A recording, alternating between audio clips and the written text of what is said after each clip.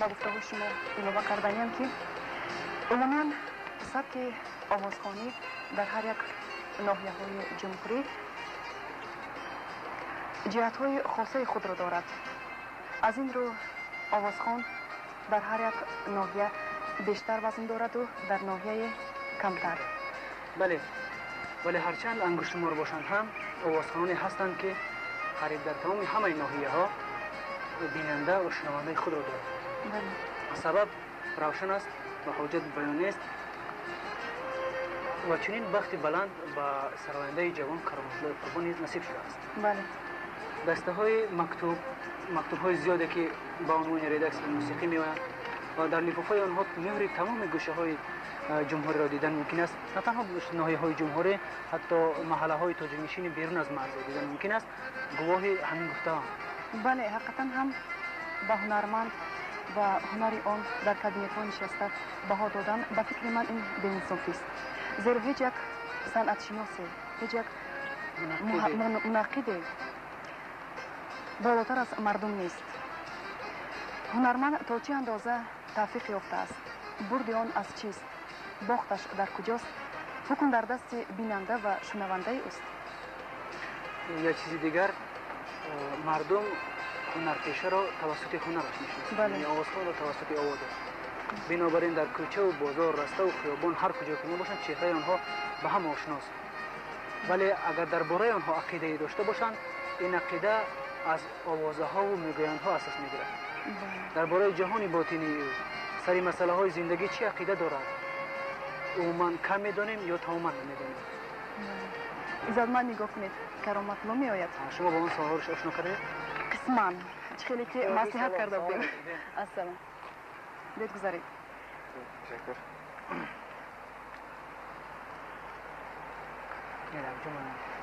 ایزادمند درباره سوال‌های ایلاوگی کرامت‌الله خبری هم ندارم. بسیار خوب. شما تیارید؟ خوش. اگر سوال‌ها آسان باشند. بینندگان گرامی، چنان که پی بردید، نمایش ما درباره صنعتکار جوان و با خیلی بالایاقت کرامت‌الله قربان است.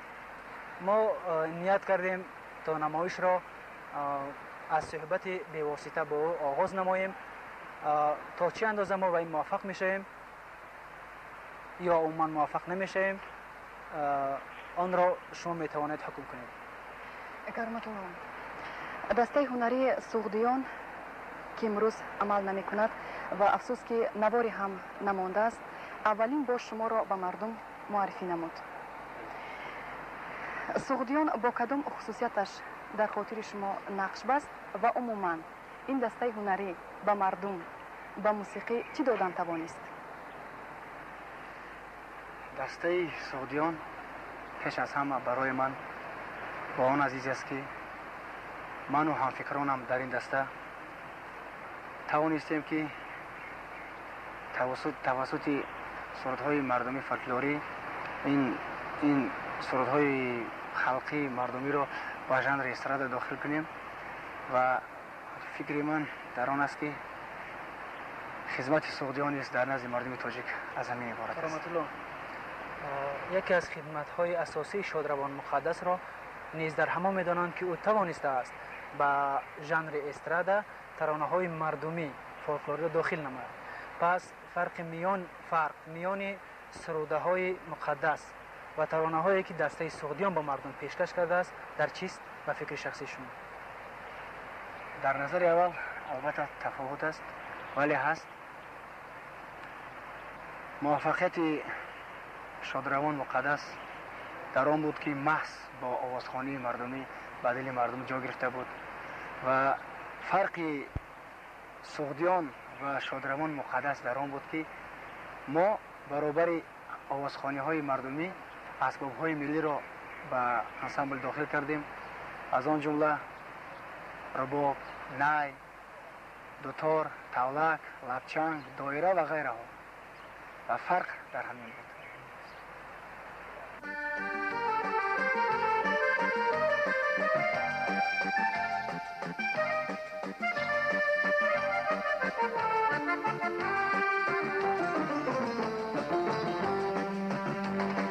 بشنو که از بنیاد من کشد فریاد من بشنو که از بنیاد من سر می کشد فریاد من ای نشأه نجات من بشتاب بر امداد من ای نشأه نجات من بشتاب بر امداد من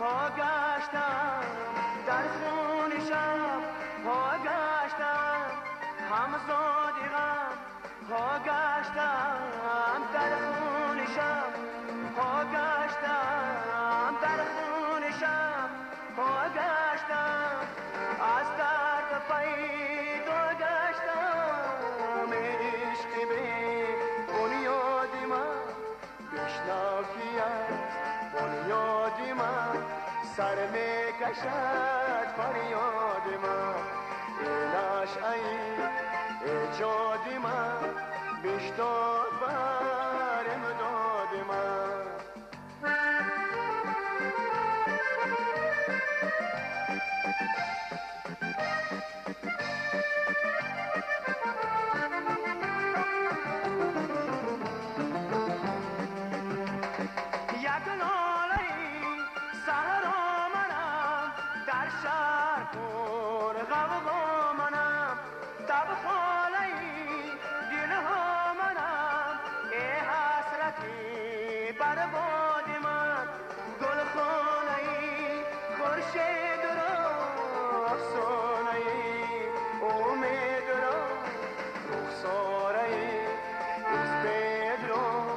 بازار بر غم باد من بشنو که بنیادی من سر می کشد فریاد من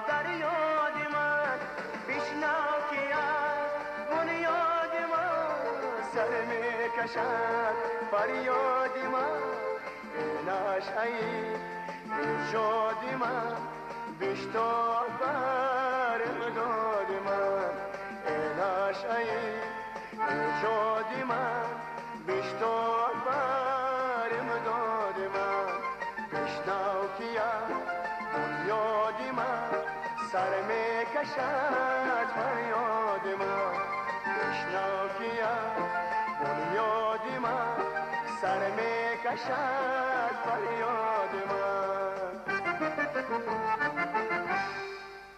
کرامت‌الله در آهنگ‌های ایجاد کرده شما موسیقی مردم غرب مشاهده کرده می شود چرا و با کدام خاطر؟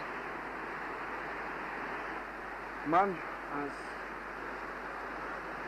آوان کودکی راست گپ همه خیلی نیت داشتم که موسیقی شرق و غرب را همه وقت در آمیزم چون که هر دو مکتب به من بسیار پسند است و من بسیار عنصرهای خوبی این یا آن مکتب را به خود قبول میکنم و در سرودهای خود استفاده میکنم.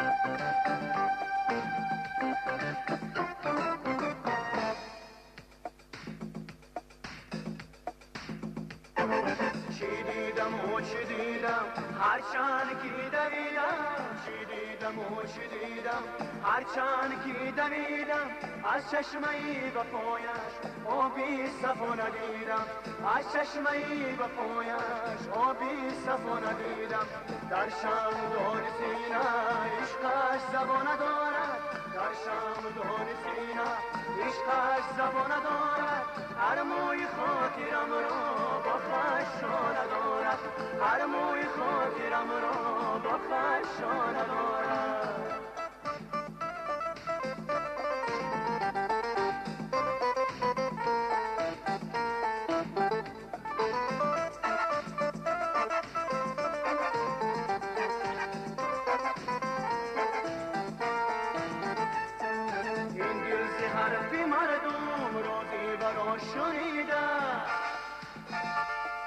چون شام تیره روی باغوسه آرامیدم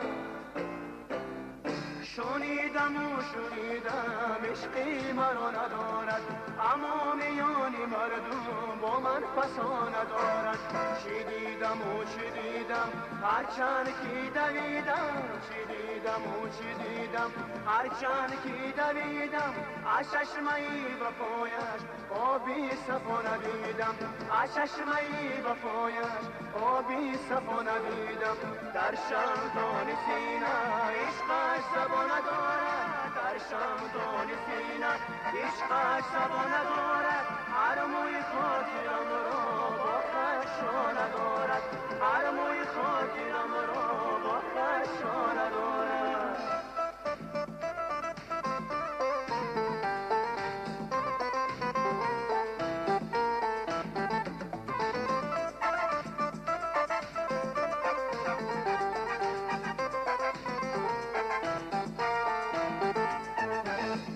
اگر بیاید برگشته بر دری ما چون ماه برگشاید بالین و بستری ما شنیدم و شنیدم عشقی مرا ندارد اما میان مردم با من فسا ندارد چی دیدم و چی دیدم هرچند که دویدم چی دیدم و چی دیدم هرچند که دویدم از چشمه‌ای به پایش آبی صفا ندیدم از چشمه‌ای به پایش آبی صفا ندیدم چی دیدم و چی دیدم هرچند که دویدم چی دیدم و چی دیدم هرچند که دویدم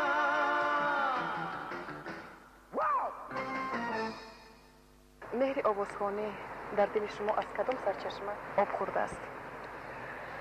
اگر راست گپ را گویم که مهر صنعت موسیقی را در دل من برادر و پدرم زنده کردند گویا به طور قالبی می شود ولی در اصل همین طور است مهر آوازخوانی را در دل من برادرم محمد الله و مهر نوازندگی را پدرم زنده کرده است. کرامت الله برای هر یک آوازخوان یک فاصله است که اون را می توانید فاصله